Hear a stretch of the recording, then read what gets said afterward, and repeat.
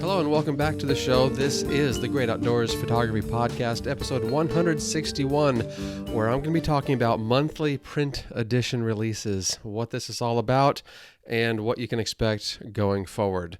Thank you so much for joining me. I'm your host, Brent Bergherm. Let's get to it.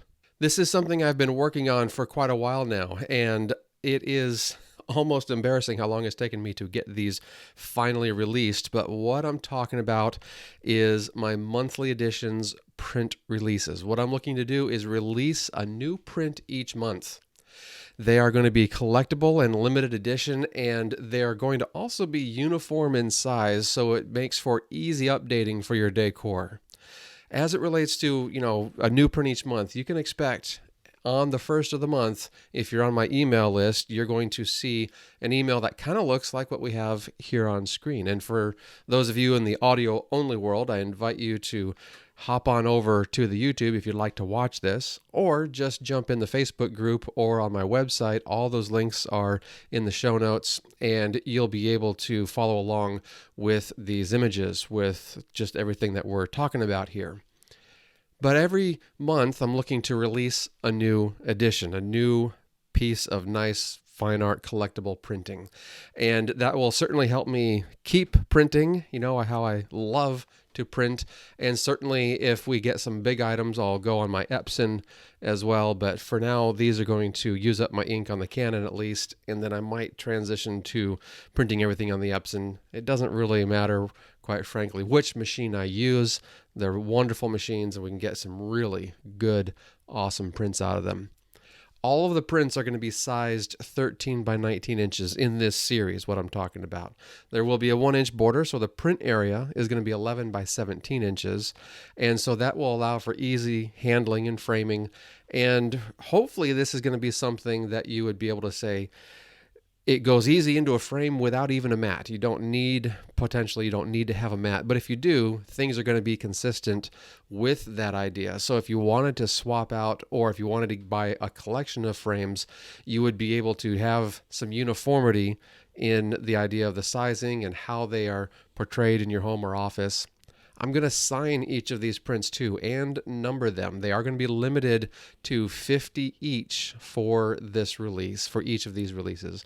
Again, there's one a month, and so there's a new image coming out each month. And I have a backlog. You can see here, this one says print of the month, July 2023. And so what I've been doing is I've been collecting this little bit of information, I guess. I've been planning for this for a while, but it's finally coming through and going to be released here. And I've got, of course, this new one we're going to get to here for November. And I'm really excited about going through these images.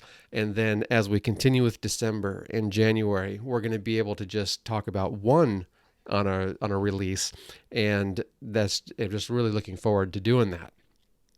All right, the prints are going to certainly be archival quality, using some fine art paper either by Cans and Infinity or Breathing Color. I have found the Cans and Infinity photographic to be one of the best all-around papers that really does just an awesome job of delivering the color, delivering the black and white, delivering everything I'm looking for in a photographic print, and it does it beautifully well. But I've also recently found, somewhat recently, within the last year or so, have been really testing out Breathing Color. I love their canvases, and I love some of their matte papers for very specific uses. But for my all-around general use, I definitely want to think about using their Barita paper, which they have released on a roll media, and they tell me that sometime, hopefully this spring, we're going to be able to see that Barita paper in the 13 by 19 sheet size. So I'm looking forward to that. But of course, I'm not going to hold them to it or anything like that. I've got a great paper in the Cans and Infinity. It's just if I can move over to that Breathing Color, then I'm going to do that. Now, certainly the Pura One, is it Pura Optica One, excuse me, Pura Smooth and Optica One. Those are the ones I have tested, and they're great, wonderful fiber-based matte papers. And for some prints, definitely those are going to be, we're going to be using that paper. But for my overall all around, I really like the Barita photographic by Cans and Infinity. They're on version 2 now, by the way. I print each copy of each image myself. This is definitely not anything going to a print lab. So it's all done here on this machine or on that Epson over there, and I print these myself. Now, I suppose if I were to have a problem with my equipment, I could print it up at my office up at school, but of course the plan is to print it here to keep things simple. Each of these prints are made to order, so when you place an order, it might take another day or two for me to, get it into the working process and make it happen for you. But these are then limited to 50. So once they're sold out for this size of print, that's it. Now you could buy a larger piece. Those are going to be unlimited editions. But as it relates to these collectible pieces that I'm releasing each month, this is something that's limited to 50 only. And once it's sold out, it is sold out. Please take a look. I've got a link in the description or the show notes, and you'll be able to click on that page. That will take you to my website, and it describes all of these things in grave detail so you can see exactly what is going on. You will get a certificate of authenticity with this as well. I'll sign the certificate, and you'll be able to see and match up the numbers and all that other good stuff, so you know you're getting a good piece that is nicely controlled, and we've got good record keeping as it relates to what numbers are out there and what you're going to be able to get as well. All right, the initial release sale, what I'm looking at doing first off, for the first month, this is going to be through 2023. So for the first month that the individual image is released, it is automatically on sale. It's $10 off. And that's just on a single print item. But if you're going to buy 2 or more, I've got a code here, ME2+, and that will give you another $10 off per print if you buy 2 or more. So that is, again, through the end of 2023. We've got a little bit of a bonus for you just for the end of 2023, that ME2+, again, $10 off per print when you purchase 2 or more. What are all these about? Let's take a look at the initial release. So if you're on my email list, you've already seen this. You've already had a preview of what these are all about. And you're able to have seen these 4 prints and read all about them and understand where they came from, a little bit of the story behind them. And that's, great. I hope to grow that list so people can be on the cusp. They can be the first ones to see what's coming out and what the print is, and of course that story behind it. So that is already hit the mailbox for those who are on the list for the November print as well. That November print has been released, and we're going to talk about it here, but those folks on the email have already seen it. All right, so I had 4 starter prints. I released these a couple of weeks ago. The first 2 are from my garden here this last summer, the summer of 2023. And then the September image is actually from my sabbatical road trip that I took 2 years ago in September 2021. And it comes from Badlands National Park. And then October's image is from about 6 years ago. So you can see these images, sometimes they're going to be really recent images that I've made, and sometimes the photographs come from ways back in my archive. And let's dive deep now into each print. That's the July print is titled Dreamy Dill. The August print is titled Radiant Allium. The September print is titled Day's End at the Badlands. And the October print is titled Streams of Grace. So let's take a look at Dreamy Dill. And what I like to do, I'm going to also be talking about as you receive that email. If you're on the email list and you get the email, you're going to see a little tidbit about the design and composition, a little bit of commentary about that, and then, of course, a little bit about the background of the image as well. So let's talk a little bit thinking about the design and composition of this photograph. I created this photograph on our farm in the summer of 2023. And what the fun part is, this is almost a mistake image, really. I was changing my battery when the camera powered back up, and I saw something similar on screen, and I was just like, yeah, this is awesome. I like this. This is really cool. So I then took that as a little bit of a leap, diving off a little bit, and I explored these types of images, these types of compositions where there's a significant portion of the frame that just has all of these different items just thrown way out of focus. Now, these are the little tiny buds, the little flowers of the dill that are really, really close to the macro lens, and so they are in front of the main subject that I'm shooting. I just love the color here, the yellows and the vibrant. They are vibrant and punchy with just enough to pull back. It keeps them from being annoyingly loud. So yellows, to me, they can get to the point where it can just be really vibrating off the screen. And that's what I'm saying here. It's soft enough to where it takes you up to that ledge, but it's not just like shouting crazy at you. At least I don't get that sense out of it. I also appreciate the chaos created by all the little bits that are scattered about. This creates a pattern, or might be better to call it a texture, that textural background element. Not really necessarily a pattern, but we just have these things that's a punctuated texture. And it feels fairly random. I love that too on this image. It is about in that case, the chaos that is the natural garden. And we definitely let our gardens go a little more natural rather than just tying everything up and keeping everything perfectly aligned and everything like that. So this is my view of the garden all wrapped up in one single photograph. Now, on the background ideas of this image, I chose this one as my first of the monthly releases because it is one of my first photographs that I made after deciding to do these releases in the first place. Plus, I greatly appreciate the play of that bouquet, those wonderful out-of-focus elements and the nature that they embody. That is played against the explosion of the lines, and then those are rendered beneath it or behind it. There's a very true sense of layering. That's another design element that could be considered up in the previous section. But anyway, a very true sense of layering is created with this photograph, adding to its visual interest while staying simple enough not to be a distraction. Now, a little bit of a thought on some of the post-production too, that I'm going to kind of give you a little bit of an ideal about. That little piece in the rule of thirds, roughly the rule of thirds area on the left-hand side, I did bring a little more attention, a little more clarity, a little more texture, a little more attention to that. And then as you kind of swoop your eye around a little bit down, and then you follow up that main twig line, and then it goes to that main star pattern thing. And then if you were to launch up back to the left and then arcs back down following the pattern of those bursts of those little blooms, I created a little bit of a light visual path there as well. It's so subtle you don't even really see it so much, but now that I've mentioned it, you're probably looking at that and say, oh, okay, I think I see what you're saying there. It's extremely subtle, but what I wanted to do is give your eye a little path, a little journey to follow.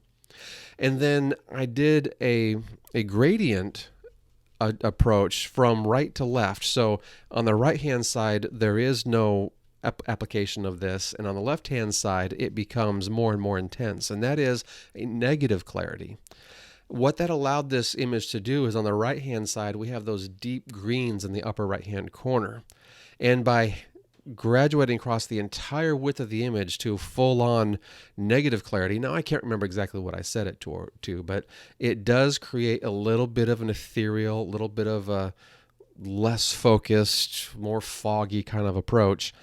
And when I did that, I got exactly what I was hoping for, and that is that bit of a transition from something a little bit solid, for sure, to something a little bit more just this ethereal in nature that it's just looser, and it's just really airy and free, and it breathes on its own almost. All right, let's go to the next image. This image, this is the Radiant Allium image. The design and composition ideals on this one. On this cool morning, the sun seemingly rose a little extra early. The sky was clear, and I needed to work quickly. Thankfully, our chicken barn provided a little extra shade, basically the time frame, because that sun came up over the horizon, and there were some areas behind it that were coming in a little bit brightly lit. In fact, in this image, you can even see in the upper left-hand section, there's a little bit of direct light starting to hit right in this capture. So I got it right at the edge of where it was becoming unacceptable because the light was just becoming too harsh. So that thankfully that chicken barn was doing its job of giving me a little extra shadow so I could just really work this scene and get the image I needed to get. Oh my goodness, hallelujah. All right, it's all the way across the creek though, so it is a distance away, so it's probably, I'm going to say at least 50 if not 60 feet away, and so that it only provided the shade for just a little bit. It was just a few minutes worth, but it was just enough. I love the radiance that comes from this subject. The color is radiant, the flower buds are radiant, and of course the pattern that those little stems create, this radial pattern emanating from the center, making for a glorious explosion of color. The little flower buds create a great pattern as well. I think that they also create a bit of a visual cadence, a little bit of a rhythm there, and I like that too. It is something that is not necessarily super, like a metronome where it's just where it's just absolutely even, but there is a bit of still that idea of a rhythm created with either the lineup of them or just how they go across. Some of them are in focus, some of them are less in focus, and there's just a little something there, little clusters maybe we can call it, of a rhythm that they create. They are interrupted by only having some of them in focus, so I kind of already mentioned that. And if they were all sharply rendered, if I had gone with a much deeper depth of field, I think it would have been a bit too chaotic. You wouldn't know what to look at. And by having it rendered this way, where some of them are in focus and some of them are not in focus, you don't wrestle with what you should be looking at. I did try this with a focus stack. That's partly what took me, kind of the few extra minutes to get this thing just right. And so trying to get that focus stack where everything's in focus, and it was just too much. It was way overbearing. It was too heavy on the idea of just so much to feast the eyes on, and it just wasn't very happy at all. I didn't care for that. All right, well, we have a little bit of the background. We have a plot in our property that's called the no-till garden. It's a holdover from the previous owners. Each year, and that's been 3 years now, and this thing is still going. This is really cool. Each year we have a variety of volunteer veggies such as chard and onions and, of course, these allium. There's bunch of other stuff there too. I'm just mentioning a few of the more prominent ones. I've walked past these blossoms so many times. It's right next to, I have a little pathway, driveway type thing between the shop, but beside the shop and that goes between this area and the shop. And so I'm always walking by these every spring and summer. And as they mature during the summertime, it's just the ideal of what can I photograph, when should I photograph, how can I do this? It's just something that's constantly working over in my mind every time, whether I'm driving by on the lawnmower or walking out with a shovel, whatever the case is. There's just always this constant impression of what am I going to do with these things? And well, here you go. This is it. So this is my approach to this whole notion of just what this is and what this is about. And there's a lot behind the scenes, I guess is the best way to put it. And when it's time, of course, to make it, all I have to do is wait for the right light. So I've formed my goal. I've formed my opinion about how I want to cast my vision for this.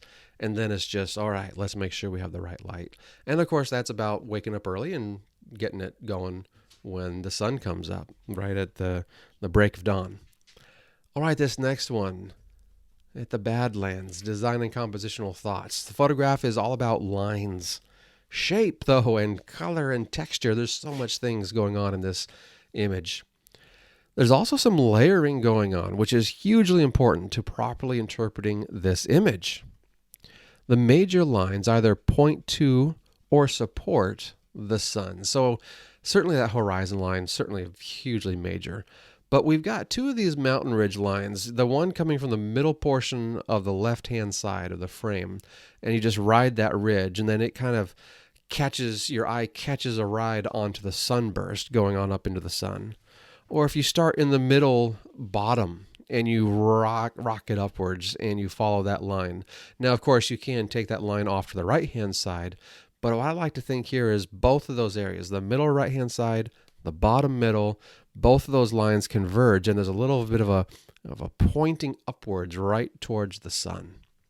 Definitely that stuff was all on purpose. This is not something that I got lucky. When I'm out there and I'm looking at the scene, I'm trying to think, what is it about this scene that I want to say? And then how can I best say that? Well, I wanted to talk about the texture and the lines and just the overall shape of the landscape. And that sun, that setting, creates the interest that helps finish that story, as it were. That texture just comes together, giving me the photograph of just the right character. All right, a little bit of a background. I was nearing the end of a 28-day road trip that took me to some of America's most remote and wild places. Now, this is in the lower 48, of course.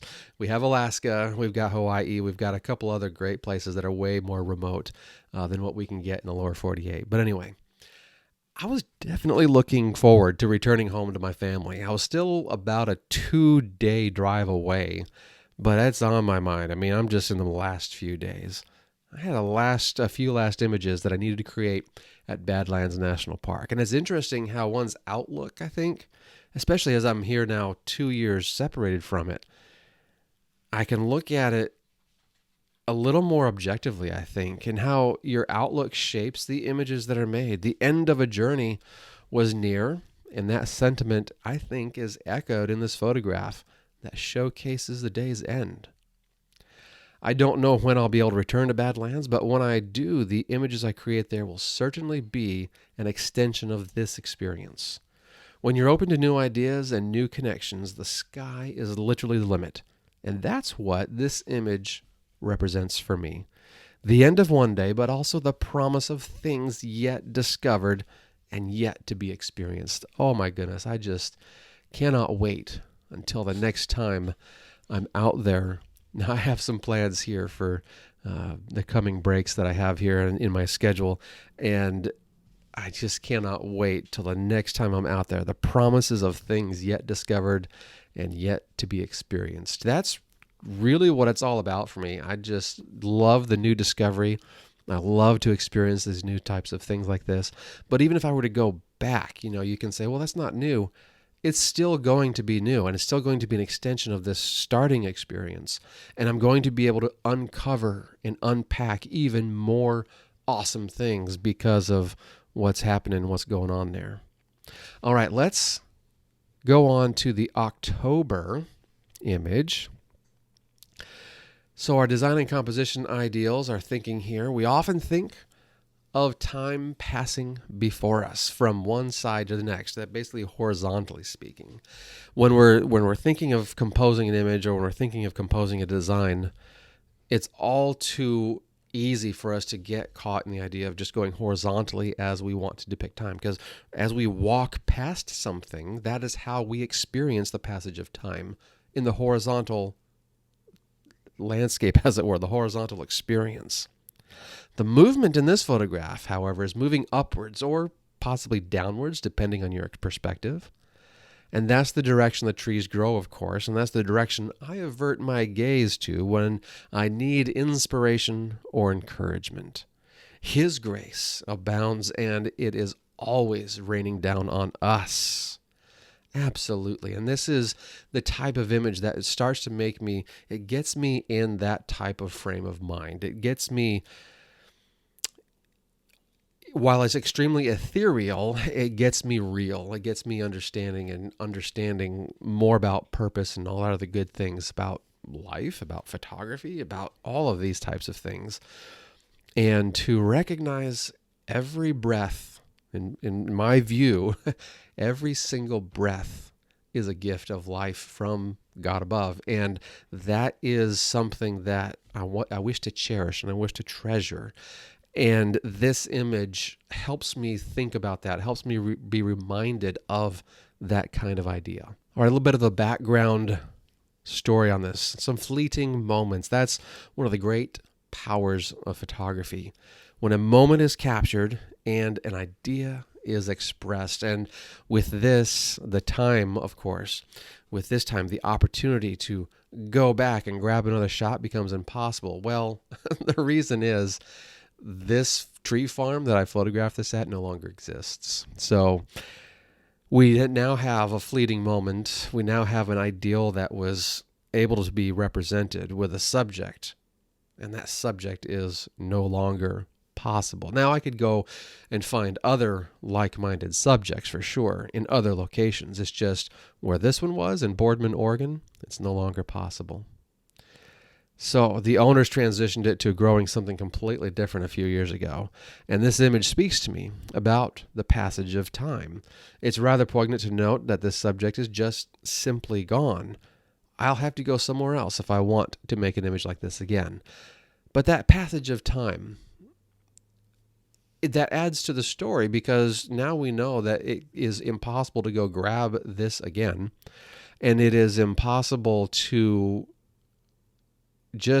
I suppose I could go and plant my own trees, and in about 6 to 7, 8 years, because these were fast-growing cottonwoods, I might have enough to do something like this. But as far as the depth of the trees, and how many there were, and all that kind of stuff, no, it's not possible. And so we have that idea of the passage of time, but then we have the passage of time through the exposure. This is in-camera movement, intentional camera movement, where I'm moving the camera upwards. And I was on a gimbal head, which really helps keep you going just beautifully straight up and down, rather than if you're just on a ball head or what have you. You might have some jiggy jags, which we'll see in the next image, actually. But so we have the passage of time that can be created just because of the way the image is, but now the whole idea of the story behind the image as well. That's one of the powers of photography. That's one of the reasons I love photography. And yeah, I'm sure that's possibly one of the reasons you love it too, because it helps us remember, it helps us take stock and not take for granted the passage of time, especially when you're photographing people. Oh my goodness, that is so precious and so important. All right, let's get to the November image. So this is the image of the month here, for the month that we were playing catch up. Whoops, I went backwards. We were playing catch up this whole time. And now it's time to take a look. What have we got with November? It's a very similar type subject, isn't it? When things are planted with production in mind, they are put into rows. Very long rows in this case. So this is still at the same tree farm. The patterns become predictable, and the rhythm created, to me anyway, it can become fairly monotonous. It's like, what do how do you make something creative out of something that has been photographed ad nauseum by I don't know how many photographers? And then when things are so evenly spaced, that just starts to drive me batty a little bit sometimes. So this rendering of the subject, through the use of more intentional camera movement once again, it alters what's important in the scene. Usually the tree trunks are so strong that you can't get away from the solidity that they provide. And that certainly can be a good thing. You can use that for good in your image, for sure. To have something so solid and structural can be very good. But I wanted something else. I wanted to create something that really brings forth the color in this scene.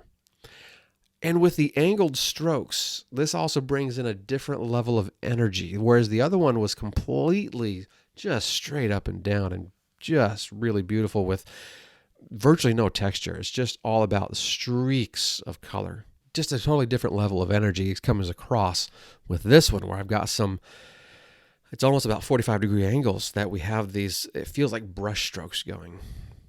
So previously we only had the vertical movement, and with a sweeping motion of the trunks aren't necessarily erased, but the tree trunks have lost a little bit of their importance. The composition element as a tree trunk is diminished a bit. they no longer command the scene, but they support it for sure. The color, at least to me, absolutely takes front and center command of this scene. Without those tree trunks, certainly I think it would feel completely chaotic and just wild and crazy. But we do have still some rendering of some vertical elements, which are those tree trunks, and that still provides a bit of structure, but it's not as if they were just solidly rendered. I think this image would be completely boring if those trunks and the leaves and everything were solidly rendered. All right, so with that previous image, Streams of Grace, definitely it was made at the same location. And I just love how the same subject can create two very different photographs. I'm still using the same technique, intentional camera movement, but we have two very different photographs. I was there with a friend, and I started the day exploring a variety of wide-angle shots. At the time, I had Canon's 11 to 24 millimeter. Oh my goodness, 11 millimeters rectilinear on a full-frame camera. Yikes, that is crazy. However, I desired something drastically different for this subject. Basically, I had fun with the explorations of what we were doing there, but it just didn't quite do it for me. I was testing out that lens and it was great, but those images, while interesting, they didn't rise above. They didn't just have that extra ounce of juice that we need to make that work. So the subject had become mundane in my mind, and I wanted to do something different, potentially unexpected. I simply wanted to bring a new understanding of the subject to you. So I introduced this intentional camera movement. By abstracting the subject into this type of photograph, it forces you to find a different style of meaning or different type of meaning, and to have a different value coming forth. It's a different set of criteria altogether for why we take value in an image. An abstract versus an obvious, rendering of the image, a realistic rendering of the subject. It just totally changes our expectations. And a photograph like this is way more open to interpretation than one of just a grove of trees in neat rows. Does it make this type of image more widely appealing? Or does it do the opposite? I don't really know. So do more people like the image as compared to the row of trees? Or are there less people that likes an image like this? I don't really know, but I do know that I would love to fill my wall. This is the entire wall with this image, so that I can have a massive rendition of it. And maybe someday I will. I literally just bought some material to test at work that is a wallpaper material. And boy howdy, am I looking forward to that. I think that'll be awesome to do. All right, and now it's time to print.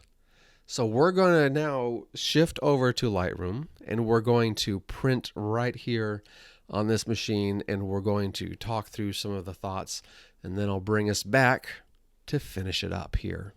Okay, it's time to start printing these, and so I'm going to be using the Canon here. Let me get it powered up. And I said these, but really it's just the one image I'm going to be printing, this image that we have on screen. And so to do that, you can see I've made a collection for my monthly prints, and I've got the 2023 prints here. And so I've got most of them already figured out. I've got a few here that I just don't know when I'll be having them be a monthly print. But anyway, we're going to stay focused on this. Going to come over here to the print module within Lightroom. And you can see I've already got it set up to do the print. So to do that really quickly, just do the page setup and tell it to format for, really I just want it to format for this particular printer. All right, then I've got the 13 by 19. That's perfect. Telling it to do landscape, and then we're done with the page setup. If I needed to, I could go further into the print settings, and this is going to be where I've got the print dialog box that is the printing aspect. So if I were to hit print, this also comes up, but I can just kind of preset these items and what I need to make sure I'm doing. And they have changed things in the latest OS. It's a little bit annoying, but anyway, come down here to printer options, and then I need to be able to select quality and media. And for this particular paper, it's the Proverb photographic. Now, like I had mentioned previously that are on version 2.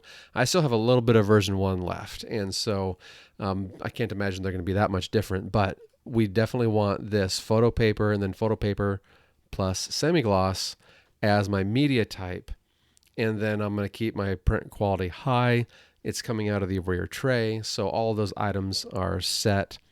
And I don't do much different printing. I don't usually anyway. So that is usually something that stays the same, but it's always good to double check and to know where these things are coming from. Over here on the other portion of the print module, we can see we're just doing a single image. It says single image / contact sheet. Going to do rotate to fit, which doesn't really need to be done. I have also already cropped these in the develop module to the 11:17 aspect ratio. So they just come in without any cropping here in the print stage. I would not want to be making a decision for cropping in the print stage. I want to do that in the develop stage. So you can see down here on the bottom, all of these that are finalized, I've made virtual copies out of them. And by making a virtual copy, I'm able to have that custom cropping and a couple other items that are particular to the print. I can do those in the virtual copy and still leave the main image, as it were, untouched, or not have these settings built into the main image. All right, sounds like the printer has gone through its little initiation setup type thing, and we're good to go. But you can see here I've got the 1-inch margin like I had mentioned before. So it's 13:19 with a 1-inch margin all the way around. And gonna hop down here to finally say print to. What am I going to print to? Well, I do the JPEG file when I make all of the previews for on the website and other places like that. But of course, now I have to go to the printer. I want this to be ink living on paper itself. I'm going to choose a print resolution of 240. That's definitely well enough resolution for this machine. It happens to be perfect calculation into the overall resolution that is the dots per inch on the machine, but it's just going to give me a nice round effect of what I'm looking for as it relates to good sharpness, but also it doesn't take forever to process the image. Now, this is a fast machine. It's not going to take that long, but anyway, 240 I have found to be a really good balance for these things. Now, this is one of the reasons why I normally, or historically I should say, have said, no, I don't want to print from Lightroom, because my output sharpening, or they call it the print sharpening here, doing standard, low, or high, what does that actually mean? I love the control I have in Photoshop to where I can specifically set the radius, the threshold, and so on, and be able to get exactly what I want with my unsharp masking or my smart sharpen settings that I can do as a mode of doing output sharpening. And I can really dial that in. And so when I do my big prints and the like that on the big printer, I'm still going to be doing that kind of a thing. But for these prints, I've decided, I'm really going to be getting some good predictability coming through on what this is about. And so as long as I can understand what these settings truly mean and what they're likely to do, I guess, I'm going to be happy with these. Now, I've determined I like the matte. The glossy, I don't know. I just like the way the matte comes out, even though this is technically considered a glossy-ish paper. I'm going to like the matte, and then the standard is enough. If I were to go high, I think that would probably be just a little bit too much. And low, you'd hardly be able to tell anything.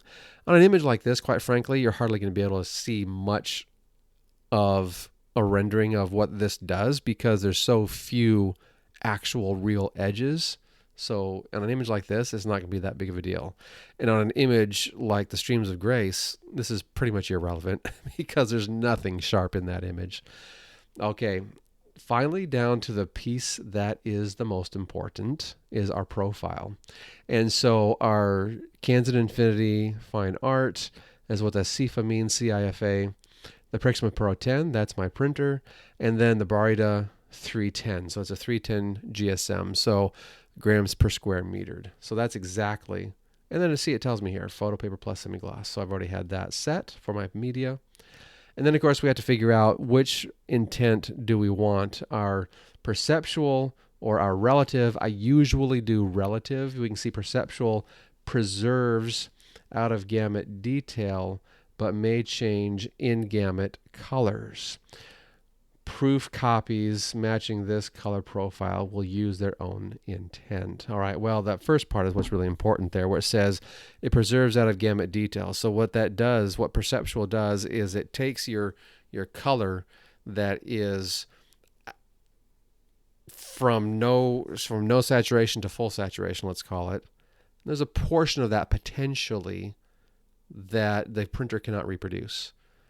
And so perceptual, what it will do is it will take that entire spectrum of color and it will compress it down like a spring. So each thing just gets a little bit more closer together, as it were. So that's why it says it preserves out of gamut detail. So those portions that are out of gamut, they will now become in gamut. That means the printer can actually reproduce these colors.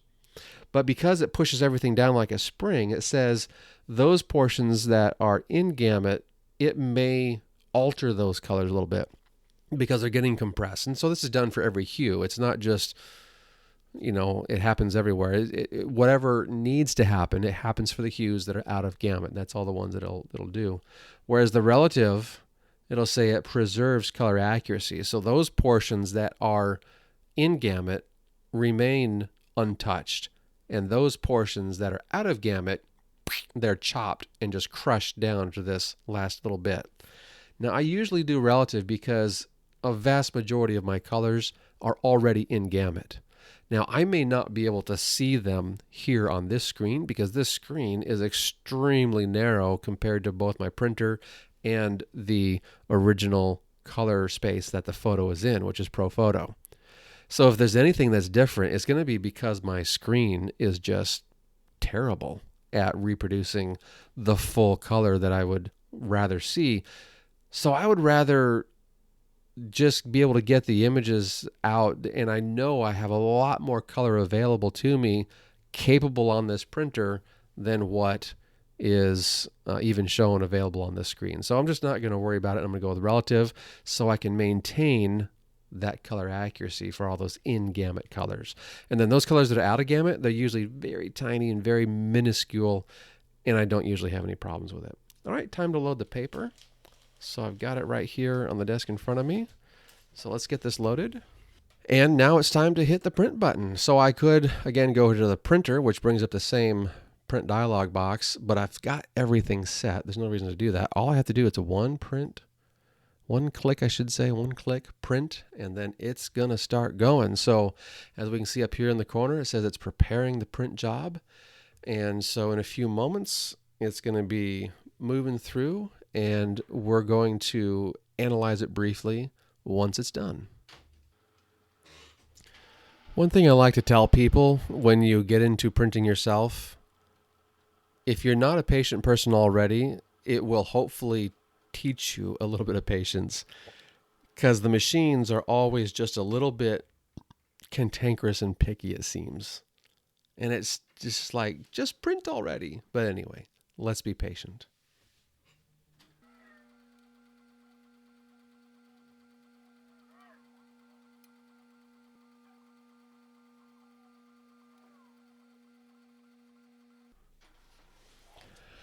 And there we have it. An absolutely gorgeous print that I am definitely very proud of. And it's just something about getting ink on paper that makes it all happen. I just love it. So, who is this print going to? I don't know. Will it be yours? This is the first print out of 50 that'll be made of this item here. So there you have it. Other than this one, though, they're all made to order. So if some orders were to come in, they're going to be made as the orders come in, and I'll be, of course, tracking it otherwise along those lines with what we need to do there. All right, well, that's it for the printing. Let's get back to the slides and closing this out. All right, looking to finish it up, I always love to end with a few inspiring thoughts. And I have a verse here, Colossians 2, verse 6 from the NLT. Let your roots grow down into Him, and let your lives be built on Him. Then your faith will grow strong in the truth you were taught, and you will overflow with thankfulness. Again, that's Colossians 2, 6. And then I have this other one. It's attributed to an Asian proverb, and that's the little bit of research I did. That's all I could find on it. So let's just read it. It is better to see something once than to hear about it 1,000 times. Oh, amen. Absolutely. I love hearing about things, but I most definitely treasure the ability to go see and experience things for myself. And that is definitely very important aspect of my life. But yes, let your faith, your faith will grow strong in the truth you were taught, and you will overflow with thankfulness. That ending part, and you will overflow with thankfulness. That's what I wanted to kind of dive into just a little bit here. Thanksgiving in the U.S. is right around the corner, and certainly I believe I tend to be an eternal optimist in many aspects of life anyway. I believe there's always something to be thankful for. There's also tons to be prayerful for. May we be rooted in things that are good and righteous, and may we spread that goodness to others. May we be willing to forgive, and may we always be thankful for the ability to make wonderful photographs in the great outdoors. Thank you, everybody, for watching, and thank you for listening, and thank you for signing up to be a part of the email list so you can get these notifications. You can be one of the first ones to get these notifications when these new prints are released. You'll be able to read about the story. You'll be able to see the little bit of the background info, and of course the design and creativity ideals that are coming forth in that whole notion, in that whole item. In the next episode, I'm going to be looking to start teaching a little bit on that whole notion of design and creativity in photography. And then for December 1, we're going to have our next image. And quite frankly, I don't know what that's going to be yet. We'll have to see. I do have some images figured out as to what my next ones will be. But as far as specifically which one will be, I don't know yet. Those are yet to be decided. All right. Thanks so much for watching and listening. Until next time, God bless and happy shooting.